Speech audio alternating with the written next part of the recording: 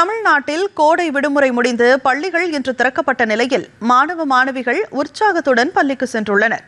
அந்த வகையில் செங்கல்பட்டு மாவட்டம் மதுராந்தகம் அருகே உள்ள அச்சிறுபாக்கம் அரசினர் ஆண்கள் மற்றும் பெண்கள் மேல்நிலைப் பள்ளிக்கு மாணவ மாணவிகள் உற்சாகமாக வருகை தந்தனர்.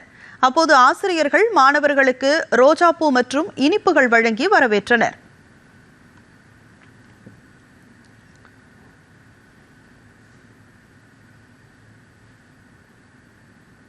இதேபோல கள்ளக்குறிச்சி மாவட்டத்தில் மொத்தம் 1178 பள்ளிகள் திறக்கப்பட்டுள்ளன.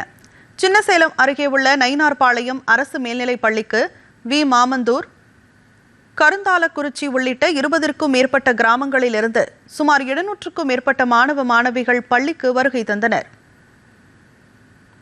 மயிலாடுதுறை மாவட்டத்தில் பள்ளிகள் தொடங்கிய முதல் நாளில் 524 பள்ளிகளில் காலை உணவு திட்டம் தொடக்கி வைக்கப்பட்டது. மயிலாடுதுறையில் உள்ள தேசிய தொடக்கப்பள்ளியில் காலை உணவு திட்டத்தை அம்மாவட்ட ஆட்சியர் ஸ்ரீகாந்த் ஆய்வு செய்தார். தொடர்ந்து பள்ளி குழந்தைகளுடன் அமர்ந்து காலை உணவு அருந்தினார்.